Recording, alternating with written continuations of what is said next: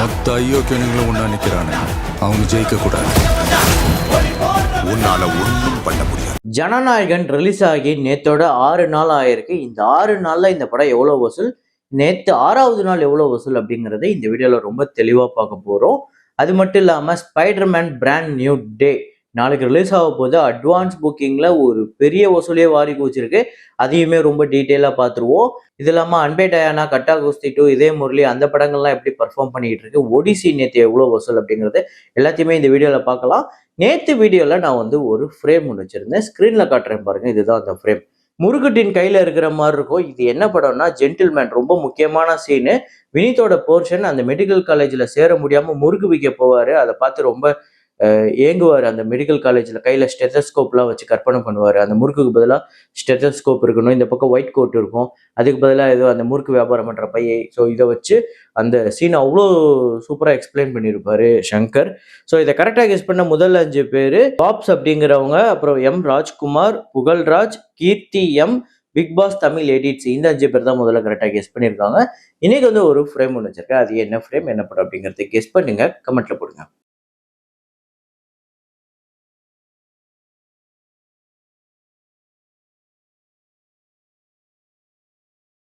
Evil dead பன் இந்த படம் நேற்று 19வது நாள் 35 லட்சம் இந்தியாவிலும், 36 கோடியே 57 லட்சம் இந்த படம் இந்தியாவில் மட்டுமே கலெக்ட் பண்ணியிருக்கு. உலகம் முழுக்க இந்த படம் $63.9 மில்லியன், 20 மில்லியன் இந்த படத்தோட பட்ஜெட். ஒடிசி நேற்று 12வது நாள் எவ்வளோ வசூல் அப்படின்னு பார்த்தீங்கன்னா, தமிழ்நாட்டில் 45 லட்சம், ஆந்திரா தெலுங்கானால 43 லட்சம், கர்நாடகாவில் 1 கோடியே 23 லட்சம், கேரளாவில் 63 லட்சம், ரெஸ்ட் ஆஃப் இந்தியாவில் 4 கோடியே 13 லட்சம், இந்தியாவில் மட்டுமே 6 கோடியே 87 லட்சம் நேற்று 12வது நாள் கலெக்ட் பண்ணியிருக்கு. டோட்டலாக தமிழ்நாட்டில் 11 கோடியே 98 லட்சம், ஆந்திரா தெலுங்கானால 20 கோடியே 91 லட்சம், கர்நாடகால 28 கோடியே 71 லட்சம், கேரளால 10 கோடியே 48 லட்சம், ரெஸ்ட் ஆஃப் இந்தியால 94 கோடியே 61 லட்சம், இந்தியாவில மட்டும் இந்த படம் 166 கோடியே 69 லட்சம் இந்த 12 நாள்ல கலெக்ட் பண்ணியிருக்கு. ஒரு பெரிய வசூலை வாரிக்கு வச்சுக்கிட்டு இருக்குங்க. ஒடிசி டோட்டலா $652 மில்லியன் கலெக்ட் பண்ணியிருக்கு. இந்த படத்தோட பட்ஜெட் $250 மில்லியன் வசூல் ரீதியா ஒரு பெரிய வெற்றி. நல்ல கலெக்ஷன் வந்துகிட்டு இருக்கு ஒவ்வொரு நாளுமே. தமால் 4 நேற்று 19வது நாள் இந்தியாவில் 1 கோடியே 78 லட்சம், உலகம் முழுக்க 2 கோடி 209 கோடியே 91 லட்சம் உலகம் முழுக்க வசூல் பண்ணியிருக்கு. இந்தியாவில் மட்டும் 183 கோடிக்கு மேலே. இந்த படத்தோட பட்ஜெட் 150 கோடி. அப்புறம் லெனின் அப்படிங்கிற படம் நேற்று 19வது நாள் ஆந்திரா தெலுங்கானால 31 லட்சம், உலகம் முழுக்க 37 லட்சம், 75 கோடி 57 லட்சம் உலகம் முழுக்க வசூல் பண்ணியிருக்கு. 50 கோடி பட்ஜெட். சென்னை லவ் ஸ்டோரி அப்படிங்கிற படம் நேற்றுமே நல்ல கலெக்ஷன் எடுத்திருக்கு.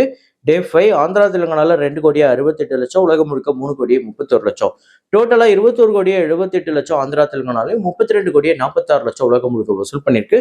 30 கோடி பட்ஜெட். வசூல் ரீதியா ஒரு வெற்றியை நோக்கி போய்கிட்டு இருக்கு. அப்புறம் கட்டா குஸ்தி 2 நேற்று 26வது நாள் 6 லட்சம் கலெக்ட் பண்ணியிருக்கு. டோட்டலா 53 கோடி உலகம் முழுக்க இந்த படம் வசூல் பண்ணியிருக்கு. 27 கோடி பட்ஜெட். இதே முரளி நேற்று 19வது நாள் 5 லட்சம் கலெக்ட் பண்ணியிருக்கு. 29 கோடியே 4 லட்சம் உலகம் முழுக்க வசூல் பண்ணியிருக்கு. 26 கோடி பட்ஜெட்.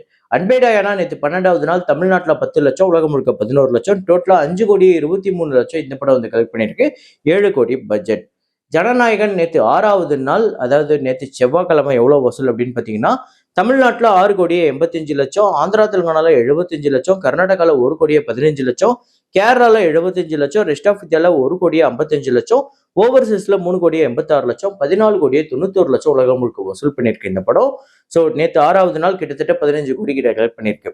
டோட்டலா தமிழ்நாட்டில் 100 கோடியே கடந்திருக்கு. 102 கோடியே 45 லட்சம், ஆந்திரா தெலுங்கானால 12 கோடியே 55 லட்சம், கர்நாடகால 27 கோடியே 9 லட்சம், கேரளால 14 கோடியே 63 லட்சம், ரெஸ்ட் ஆஃப் இந்தியால 18 கோடியே 54 லட்சம், ஓவர்சீஸ்ல 80 கோடியே கடந்திருக்கு. உலகம் முழுக்க 255 கோடியே 47 லட்சம். இந்த படத்தோட பட்ஜெட் 400 கோடி அப்ராக்சிமேட்டா. ஸோ ஒரு பெரிய தடைகளை தாண்டி தான் இந்த படம் ரிலீஸ் ஆச்சு. எதிர்பார்த்த வசூல் வந்துதா அப்படின்னு கேட்டீங்கன்னா, இவ்வளோ பிரச்சனைக்கு நடுவுல இந்த படம் 250 கோடி இந்த 6 நாள்ல கலெக்ட் பண்ணியிருக்கு. இப்போ வரப்போற நாட்கள்ல இந்த படத்துக்கு ஒரு பெரிய சிக்கலே இருக்கு. ஏன்னா ஸ்பைடர்மேன் பிராண்ட் நியூ டே நாளைக்கு ரிலீஸ் ஆகுது. இந்த படத்துக்கு ஒரு பெரிய அளவுல இந்தியாவில் வரவேற்பு இருக்கு. முக்கியமா தமிழ்நாட்டிலே பெரிய அளவுல வரவேற்பு இருக்கு. அப்படிங்கும்போது ஜனநாயகன் இனிமே பெரிய கலெக்ஷன் எடுக்கல அப்படின்னா ஒரு பெரிய தோல்வியை, தேற்றிக்கலான ஒரு பெரிய தோல்வியை சந்திக்கும் அப்படிங்கிறது தான் நிதர்சனமான உண்மை. அது எப்படி வரப்போற நாட்கள்ல கலெக்ட் பண்ண போகுதுன்னு பார்ப்போம். இருந்தாலும் உங்களோட ப்ரெடிக்ஷனை போடுங்க. ஜனநாயகன் வரப்போற நாட்கள்ல எவ்வளவு கலெக்ட் பண்ண போகுது, இந்த படத்தோட ஃபைனல் கலெக்ஷன் எவ்வளவா இருக்கும் அப்படின்னு. ஸோ இன்னைக்கு 29ஆம் தேதிக்கான ஃபைனல் அட்வான்ஸ் புக்கிங் ஜனநாயகன் எவ்வளவு கலெக்ட் பண்ணியிருக்கு அப்படிங்கிறத இப்ப பார்ப்போம். தமிழ்நாட்டுல 2,58,00,000, ஆந்திரா தெலுங்குனால 77,00,000, கர்நாடகால 53,00,000, கேரளால 18,00,000, ரெஸ்ட் ஆஃப் இந்தியால 81,00,000, இந்தியால இந்த படம் 4,87,00,000 அட்வான்ஸ் புக்கிங்ல 7வது நாளுக்காக கலெக்ட் பண்ணியிருக்கு. ஓவர்சீஸையும் சேர்த்து கிட்டத்தட்ட 6 கோடி கிட்ட வருது. ஸோ எனக்கு தெரிஞ்சு இந்த படம் டே 7 வந்து வேர்ல்டு வைடு ஒரு 10ல இருந்து 12 கோடி வந்தாலே பெரிய விஷயம். ஏன்னா ஒவ்வொரு நாளுமே அந்த டிராப் இருக்கு. பெரிய அளவுல ஹியூஜ் டிராப்பே இருக்கு ஜனநாயகனுக்கு. அதையும் தாண்டி இந்த ஜூலை 30ஆம் தேதி ஸ்பைடர்மேன் வந்ததுக்கு அப்புறம் எப்படி சர்வே பண்ண போகுது அப்படிங்கிறது தெரில. ஸோ இருந்தாலும் பார்ப்போம். ஸ்பைடர்மேன் பிராண்ட் நியூ டே இந்த படம் அட்வான்ஸ் புக்கிங்ல இந்தியாவில் ஒரு பெரிய வசூலை வாரி குவிச்சிருக்கு. தமிழ்நாட்டிலே 3,70,00,000 இந்த படம் வந்து அட்வான்ஸ் புக்கிங்ல கலெக்ட் பண்ணியிருக்கு. ஆந்திரா தெலுங்கானால 5,55,00,000, கர்நாடகாவில் 4,96,00,000, கேரளாவில் 3,14,00,000, ரெஸ்ட் ஆஃப் இந்தியாவில் ஹிந்தி பெல்ட்ல 26,75,00,000, 44,10,00,000 இந்த படம் இந்தியாவில் மட்டுமே அட்வான்ஸ் புக்கிங்காக கலெக்ட் பண்ணியிருக்கு. இன்னைக்கு ஃபுல் டே இருக்கு. எனக்கு தெரிஞ்சு இதுவே 50 கோடி கிட்ட போகும்னு நினைக்கிறேன். ஓப்பனிங் டே உங்களோட ப்ரெடிக்ஷனை கமெண்ட்ல போடுங்க. எனக்கு தெரிஞ்சு 80ல இருந்து 100 கோடி கிட்ட கூட ஓப்பனிங் டே போகும் அப்படின்னு தான் எதிர்பார்க்கப்படுது. ஏன்னா இந்த படத்துக்கு எல்லாரும் அவ்வளோ வெயிட் பண்ணிக்கிட்டு இருக்காங்க. இந்த படத்துக்கு இந்தியாவில் ஒரு பெரிய எதிர்பார்ப்பே இருக்கு. ஏன்னா இந்த படத்துக்காக நிறைய படங்கள் தள்ளி போயிருக்கு. நிறைய படங்கள் வந்து டேட்டை அனௌன்ஸ் பண்ணிட்டு மறுபடியும் மாத்திருக்காங்க இந்த ஸ்பைடர்மேன் பிராண்ட் நியூ டேக்காக.